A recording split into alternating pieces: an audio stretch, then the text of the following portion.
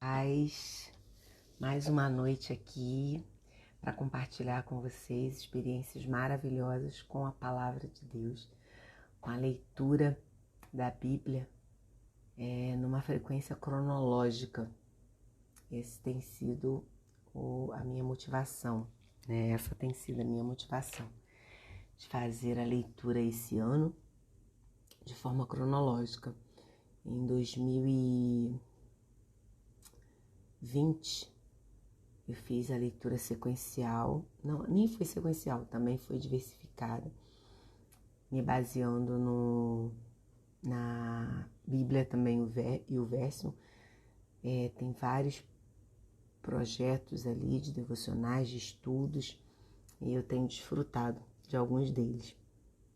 Então, te convido a me acompanhar aí na meditação de hoje. São 4 capítulos. Eu não vou ler os capítulos, vou apenas compartilhar o que Deus ministrou ao meu coração de cada um deles. Hoje eu fiz até as anotações, iniciei aqui na minha agenda devocional, mas estou continuando num papel à parte, porque tem tanta coisinha para anotar, que aí eu não queria estragar ali a agenda. Mas quero te dar boa noite, Patrícia. Seja bem-vinda. É a palavra de Deus que nós vamos meditar nessa noite. E vou pedir, né, àqueles que tiverem acesso a esse vídeo, a essa live, que compartilhem com outras pessoas. Eu acredito que a palavra de Deus, ela sempre encontra um coração necessitado, né? É uma semente, não é minha semente, mas é a semente do Senhor. E essa semente sempre vai encontrar uma boa terra, né? Marilza, uma querida amiga também de longas datas, que bom te ver por aqui. Então, te peço isso, tá? Coloca o seu dedinho aí no aviãozinho, dispara ele, compartilha com outras pessoas. Essa live vai ficar gravada e aí você vai poder também compartilhar para outros dias, outros momentos, você vai poder ouvir. Eu não estou fazendo uma análise teológica dos textos, estou apenas compartilhando de forma simples, leiga, esse momento, né, de leitura da palavra. Eu quero até me organizar, estava aqui pensando antes de começar, para conseguir fazer isso em outro horário, bem cansativo, né, bem assim, até tão tarde, mas eu ainda não tenho esse horário.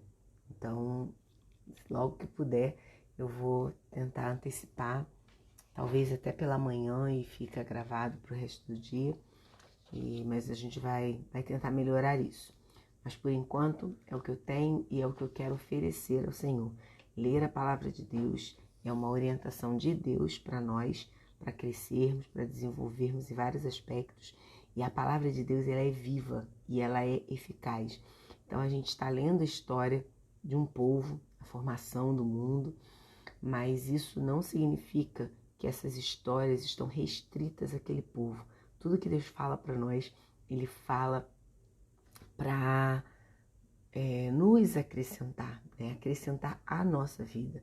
Existe uma história pessoal de Deus para sua vida, uma história específica de Deus para sua vida. Talvez, eu acredito que não acontecerá de ter uma Bíblia com teu nome, mas você pode colocar o teu nome nas histórias a partir de hoje.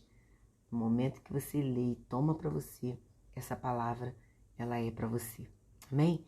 Então, deixa eu dizer que eu tô aqui para algumas pessoas e a gente continua já.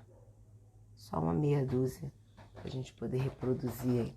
Amém? Depois a gente passa pro restante. Então vamos lá, gente.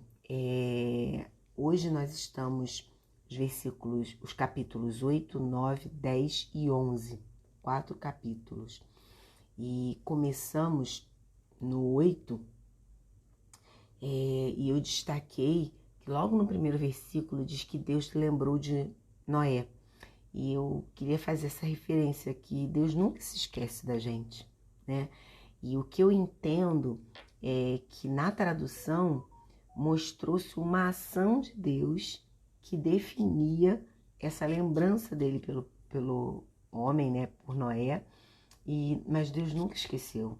Assim como Ele nunca se esquece de nós. Talvez você esteja passando por um momento que você não esteja vendo a ação de Deus sobre a sua vida. Mas o que Deus ministra no meu coração é que nós nunca somos esquecidos.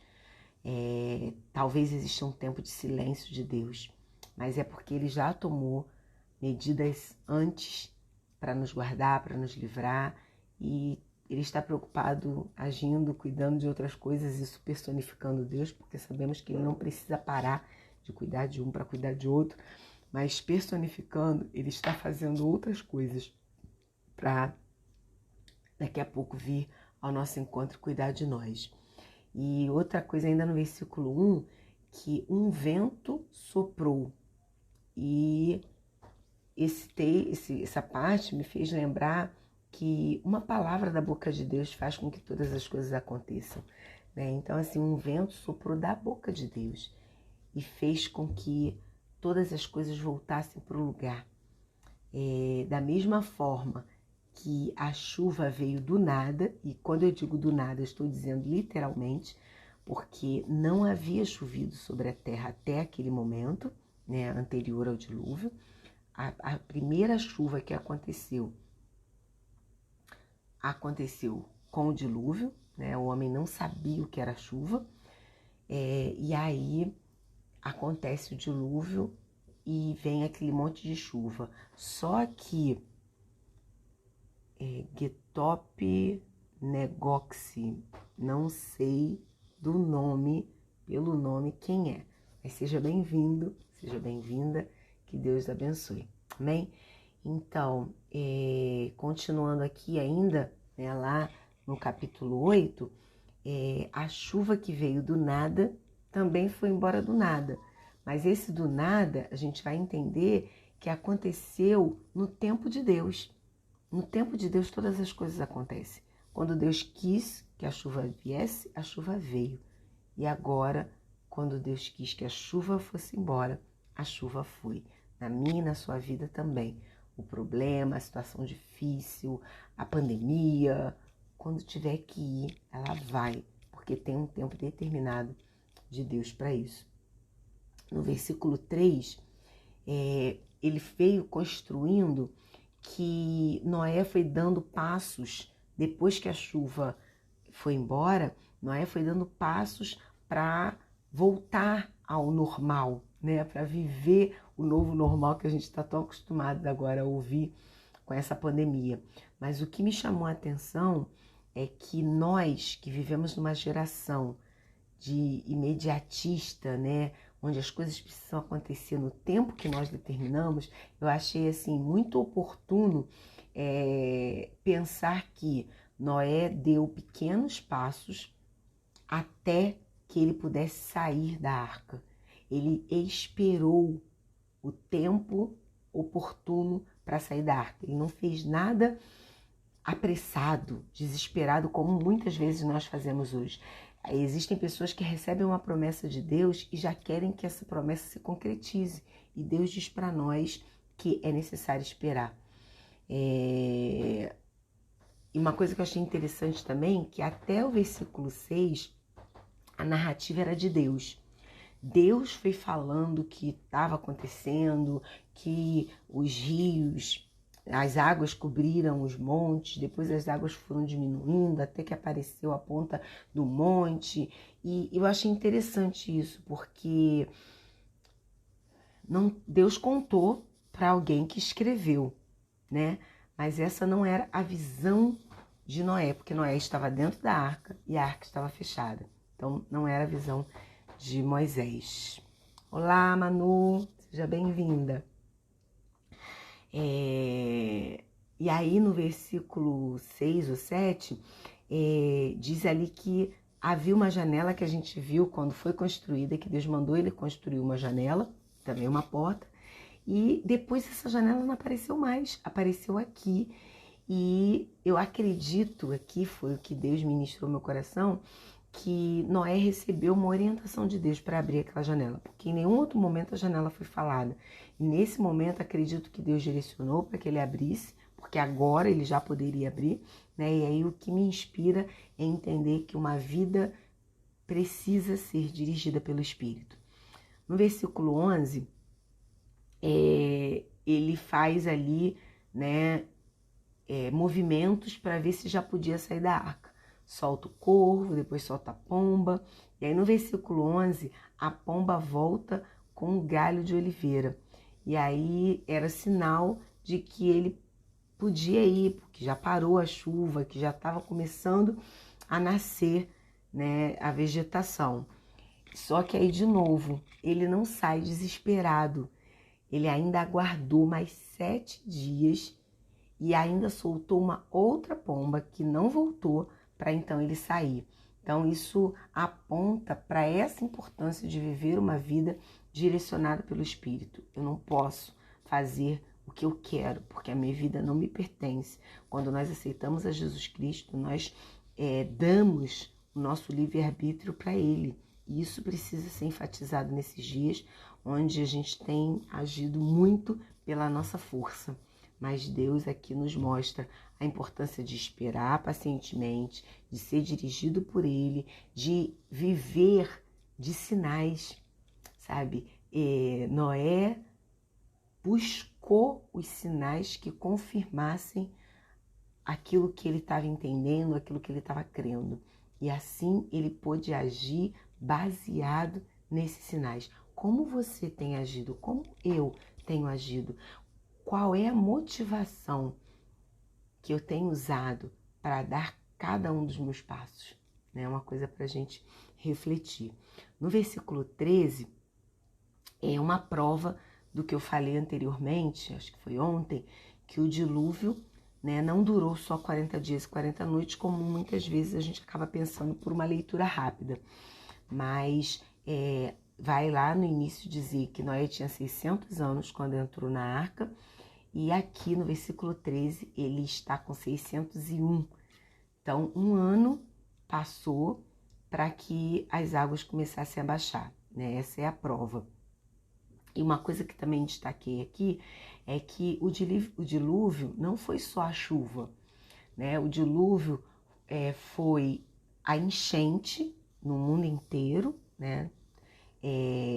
Foi o aprendizado de viver dentro da arca, com os animais, com a família. Eu acho interessante a gente pensar nos nossos processos. Algumas vezes a gente foca numa determinada situação e só olha para ali, mas eu achei interessante a gente olhar um todo, né? E ali no todo a gente entende que não era só a água que caía do céu, até porque não foi só a água que caiu do céu. A Bíblia diz que as janelas do céu se abriram e também do grande mar. Então, tinha água de todos os lados, né? No versículo 16, Deus manda Noé sair da arca. Só que aí eu também pensei o seguinte, Deus mandou ele entrar, ele obedeceu, ele aguardou pela orientação também de sair. Às vezes a gente começa obedecendo, mas a gente termina do jeito que a gente quer. Noé não fez isso. Noé entrou porque Deus mandou e Noé saiu quando Deus mandou. É muito importante a gente pensar no quando na nossa vida. E a barca, ela foi uma provisão de Deus para um tempo determinado. É muito bom a gente prestar atenção nisso. Existem coisas na nossa vida que são maravilhosas, especiais. Nós criamos alguns vínculos com tempo, com lugar, com pessoas, mas precisamos entender que em determinadas situações há um tempo determinado para cada uma dessas coisas, tempos, pessoas, lugares, né? E no tempo determinado, o Senhor mandou ele sair da arca. A arca não acompanhou Noé para a vida dele. Noé não ficou andando de arca por aí, né? Noé não carregou nas costas a história que ele viveu lá dentro da arca. A arca foi por um tempo, ele viveu aquele tempo e depois ele seguiu fazendo outras coisas que a gente já vai ver. No versículo 20, eu acho isso lindo. A primeira coisa que Noé faz é construir um altar. Foi a primeira atitude dele para adorar o Senhor. Ele ofereceu sacrifício com as aves, e aí eu entendo que é importante a gente ter um coração adorador. É maravilhoso isso, porque... isso mesmo, Manu. É lindo esse versículo, né? Eu, sinceramente, não tinha me atentado a ele ainda, né? Mas como é bom a gente ler a Bíblia, né? Como a gente se volta para detalhes que, de repente, ainda não tínhamos percebido. Mas aí, continuando aqui no versículo 20, ele sai da arca, constrói o altar, e o que eu acho interessante é que hoje a gente vive muito assim: Deus não fez, Deus não está acontecendo, eu tô nesse problema porque eu tô servindo a Deus e eu tô obedecendo à vontade dele. E aí meio que parece que a gente quer se livrar daquilo que tá acontecendo, às vezes até ministério. Tô louca que esse ano acabe para acabar o ministério. Enfim, o que eu vejo aqui é que Noé, ele saiu da arca e ele não saiu com raiva de Deus por ter ficado ali um ano. Gente, a gente lê a Bíblia meio romanceada, né? Mas é bom a gente às vezes pensar no natural. Dentro de uma arca, com um monte de bicho, fazendo as suas necessidades, uma família que, para muitos de nós, esse mês de férias de crianças, mês para alguns profissionais, como no meu caso, né, os professores, férias em casa, e aí você fica meio que louco, cansado, desesperado, mas até isso na arca foi ensinado, né, a viver um ano com a família. De repente, eles tiveram que criar uma estratégia para conviver todos os dias, porque cada um tinha um perfil comportamental e eles viveram ali. Eu acredito que conseguiram se relacionar, né, bem ali dentro, claro que orientados pelo Senhor. Eu creio que viver na arca é um milagre, né, e que nós possamos nos submeter a esse milagre. Mas, atenção, não saia correndo da arca para fazer aquilo que você deixou de fazer durante anos e anos, né? Saia da arca para adorar o Senhor. Coisa linda isso. Boa noite, Gemerson, seja bem-vindo. No versículo 22, Deus diz que nunca mais vai destruir todos os seres vivos de uma vez. Então, mais uma vez, reforço o que eu já falei anteriormente. Eu acredito na Bíblia de forma literal, e a Bíblia diz que o dilúvio aconteceu para destruir toda a raça humana. Então, eu vou acreditar que toda a raça humana foi destruída, né? Não só a raça humana, mas os seres vivos, todos foram destruídos. Então, não foi uma parte só, né? Eu vou entender que todo o universo foi afetado por esse dilúvio. Eu acredito assim. No versículo 22, ainda, outro texto lindo e bem romanceado, que diz assim: enquanto o mundo existir, sempre haverá semeadura e colheita, frio e calor, verão e inverno, dia e noite. Eu achei interessante assim destacar as oposições, né, que nós vemos aqui. É sempre um oposto: semeadura, colheita, frio, calor, verão, inverno, dia e noite. Isso demonstra para mim que a gente poderia acrescentar outros opostos: alegria, tristeza, morte e vida. Sempre haverá, sabe? Sempre haverá. Mas se a gente se apegar aqui ao que Deus está dizendo, né, depois não dizer que eu acrescentei coisas, a semeadura vem antes da colheita. Então, só vai colher se semear. O frio vem, é um momento difícil que a gente tem que se agasalhar. Depois vem o calor. Nada dura para sempre. os opostos também têm um tempo determinado para se manifestarem, né? O verão, o inverno, o dia, a noite, enfim, que a gente possa entender que nada dura para sempre. Gênesis 9, no versículo 2 eu separei que houve separação entre os animais e os homens. Deus disse que a partir daquele momento os animais teriam medo dos homens, das pessoas, né? Eles seriam opositores. Então eu achei também bem interessante aqui que possivelmente até aquele tempo, desde Adão até aquele momento, havia uma convivência pacífica entre animais e pessoas. Mas a partir de Gênesis 9, houve essa divisão. Então, os animais passam a não mais lidar bem com os seres humanos, né? Boa noite, Suelia. Seja bem-vinda. E aqui, eu ainda coloquei no versículo 3 que Deus abriu uma exceção sobre alimentação. Eu nem vou me aprofundar nesse ponto, que nós não estamos tratando de doutrinas aqui, né? Mas vou dizer para você que, embora eu não seja, mas eu acho que Deus não tinha intenção, assim, né? Não tinha intenção ficar feio. Mas assim, não era para o homem comer carne. Eu entendo que aqui foi uma concessão por conta do dilúvio ter destruído tudo e ainda não tinha tempo hábil para as ervas crescerem. E aí os animais que estavam dentro da arca serviram de alimento a partir daquele momento para os homens, né? Para as pessoas que saíram da arca junto com Noé. Boa noite, Carol. Seja bem-vinda. Nós estamos aqui falando do capítulo 9, amém? E eu vou lá para o versículo 20,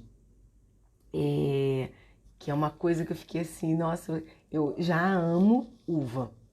Quem me conhece sabe que eu sou apaixonada por uva. E achei interessante aqui que Noé foi a primeira pessoa que plantou uva. Quando eu chegar no céu, eu vou agradecer a ele. Que ele plantou uvas e até hoje elas são maravilhosas. Porém, olha que coisa interessante. Tudo me é lícito, mas o exagero é pecado. Então tem coisa certa que a gente faz, mas a gente também tem uma medida para fazer. Não pode sair por aí fazendo em excesso, né? E aí aqui diz que Noé plantou uvas, colheu uvas e bebeu o vinho que produziu, bebeu demais. Depois que ele bebeu, ele ficou doidão, tirou a roupa e deitou na sala peladão. Então, assim, é complicado, né? É uma coisa boa, plantar uva, fazer vinho, mas o exagero. Então, assim, tudo. A gente está falando de Noé, a gente está falando da uva, mas a gente precisa pensar na nossa própria vida, né? Eu falei logo no início que a Bíblia, ela foi feita para nós. Então, eu posso colocar o meu nome na Bíblia, eu posso entender Deus aqui falando para mim que eu posso plantar, eu posso colher, eu posso fazer o vinho, mas eu não posso exagerar no seu uso. E aí, se eu não planto uvas, se eu não faço vinho, eu vou encaixar isso em outra coisa. Eu posso pregar, mas eu não posso pregar demais. Eu posso trabalhar, mas eu não posso trabalhar demais. Eu posso namorar, mas eu não posso namorar demais. Eu posso falar, mas eu não posso falar demais. Tá entendendo? Deus está falando conosco que o exagero é pecado. No versículo 22, Cã, que era um dos filhos de Noé, viu o pai nu.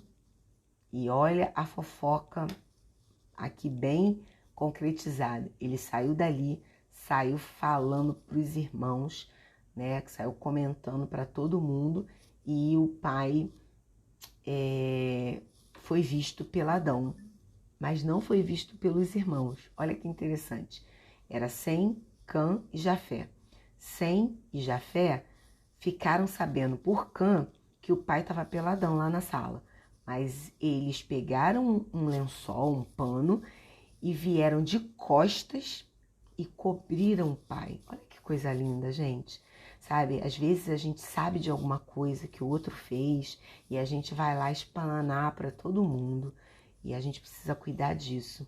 As pessoas não precisam saber do pecado dos outros. Nós precisamos aprender a cobrir a vergonha dos outros. A gente precisa abraçar, precisa receber, né, acolher as pessoas nos seus erros, ao invés de sair por aí explanando para todo mundo o feio, né, o exagero dos outros. Existe um outro texto na Bíblia que vai dizer que existe uma ordem, né? Eu vejo meu irmão pecando, eu vou até ele, eu admoesto, né, esse irmão, eu vejo que não resolveu, eu chamo uma outra testemunha e mais uma vez ali eu corrijo. E só numa situação que não há solução é que eu vou à liderança da igreja, né, ao ministério, para poder ainda assim tentar ajudar o irmão. Nunca é para envergonhar. A correção é sempre uma proposta para mudança de vida. Então a gente precisa pensar nisso. E Cã não fez isso. Cã só queria mesmo fofoca. Fofoca é pecado. E aí a gente vê que os irmãos não entraram na pilha. E aí no final das contas, Noé no dia seguinte, quando levantou, né, passou aquela vergonha de tudo que tinha feito, mas ele também usou da sua autoridade e ele amaldiçoou a Cã e abençoou Sem e Jafé. E o que eu achei interessante no capítulo 10 é que nós temos de novo aquela lista interminável. Fica aqui uma dica, né? Tô lendo agora, Manu, eu já tinha lido, mas não prestei atenção. Fazer coisa certa de maneira errada. Isso foi o que Noé fez, né? Noé fez a coisa certa, plantou uva, mas ele fez de maneira errada. Muito boa a sua contribuição. Aqui no capítulo 10 eu quero deixar uma dica. Tem pessoas que até pulam, né, os textos que são chamados de genealogia, quando a gente vê ali aquela lista de nomes, o tempo que viveu, quem gerou quem e tal. E, sinceramente, é uma leitura algumas vezes cansativa, né? Mas sempre tem um porquê. Tudo que tem na Bíblia tem uma razão de ser. E o que eu acho interessante é que no meio de algumas genealogias tem um parêntese, sabe? Tem uma história, tem alguma coisa que é diferente daquela narrativa que vem acontecendo. Fulano gerou fulano, depois morreu, blá, blá. Aí eu cheguei aqui no versículo 9 e destaquei o que me chamou a atenção. O que me chamou foi que Cã gerou. E aí eu vou fazer um resuminho aqui. Na história de Cã tem, presta atenção, Nimrod, Babilônia, Egito, os heveus, girgazeus, amorreus, sineus, avaditas, zemareus e amateus. Eu me lembro que mais para frente nós vamos ver na Bíblia que houve uma separação dos povos, esses povos que terminam com eu, né? Então os heveus, amorreus, Deus mandou que o povo de Deus não se misturasse com eles. Nimrod, a gente sabe também que tem uma história de pecado, né? Uma história de braveza e maldade. Sodoma e Gomorra e Nínive. Gente, olha o que é viver uma vida de maldição. Cã foi amaldiçoado porque viu o pai nu e foi fazer fofoca para os irmãos. E depois, a descendência de Cã mostra essa maldição. Tudo de ruim veio para a família de Cã. Esses nomes todos que você já deve ter ouvido na história, que foram impérios maus pessoas que fizeram muita maldade, orgulhosos, né, e amaldiçoados. Então estava tudo lá na história de Cã. Eu achei isso bem interessante. No versículo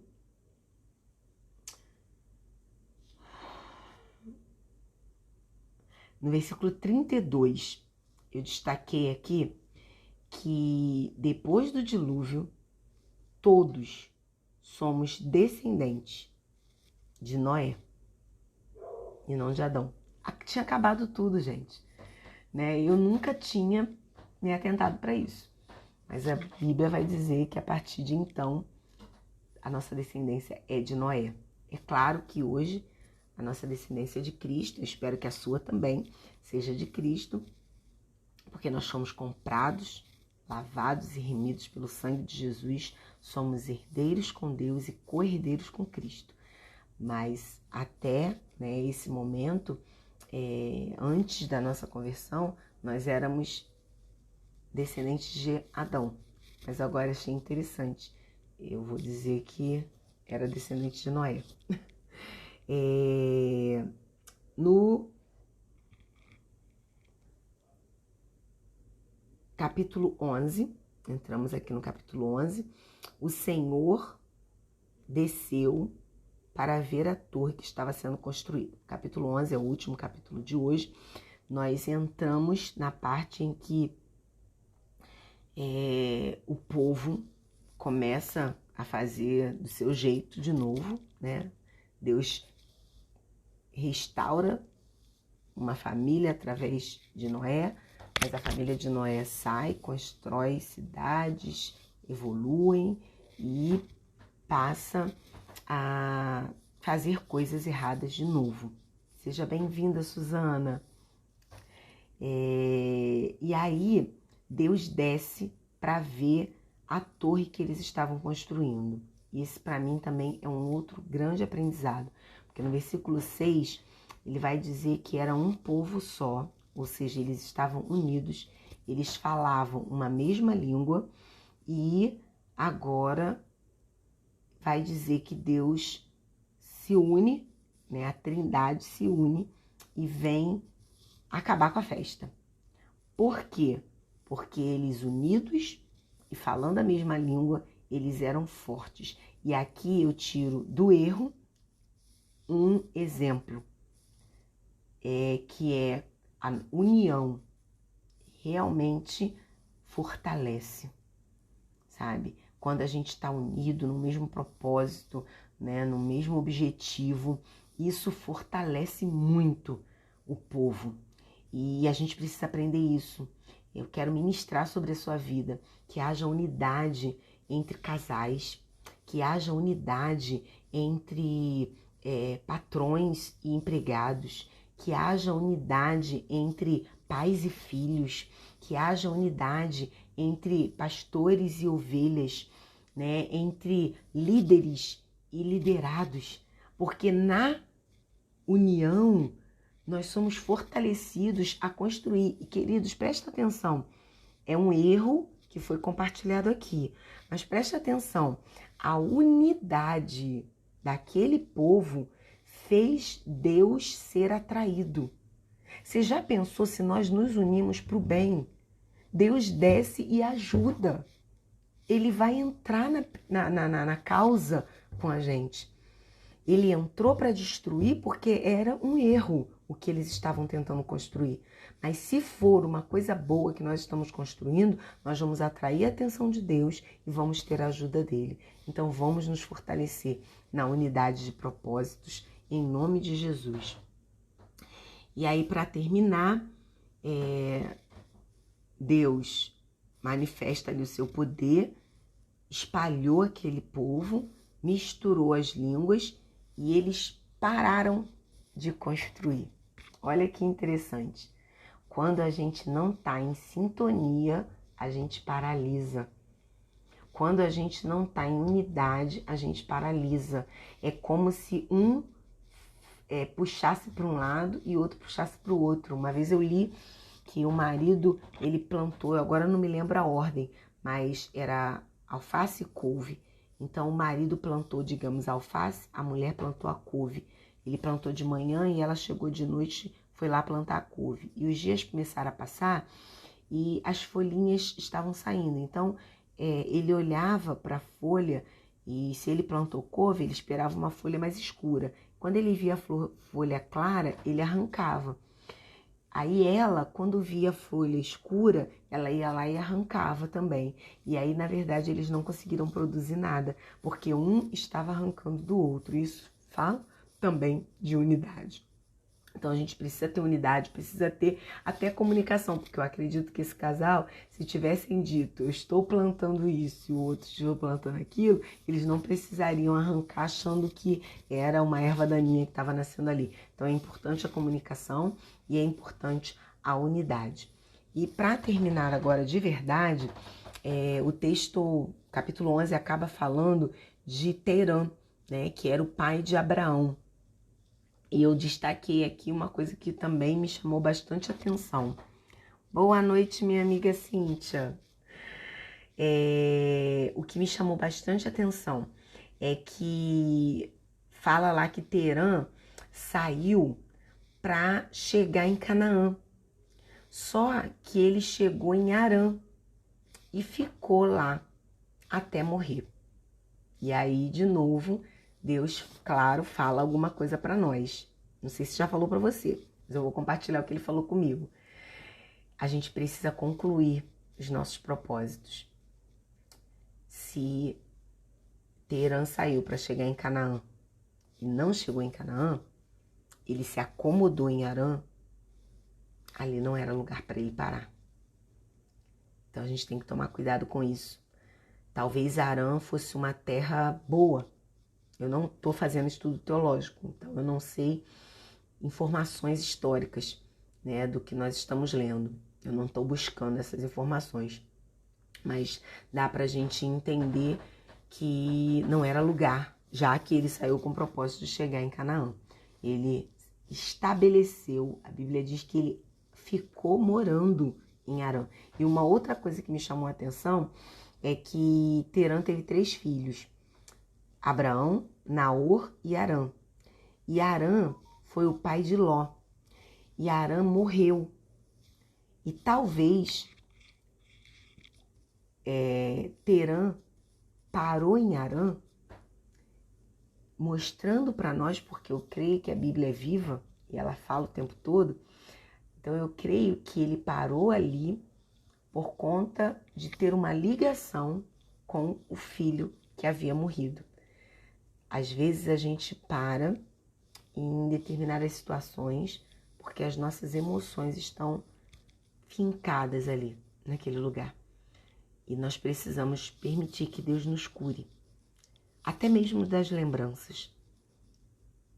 Como a gente falou, a arca foi por um tempo determinado.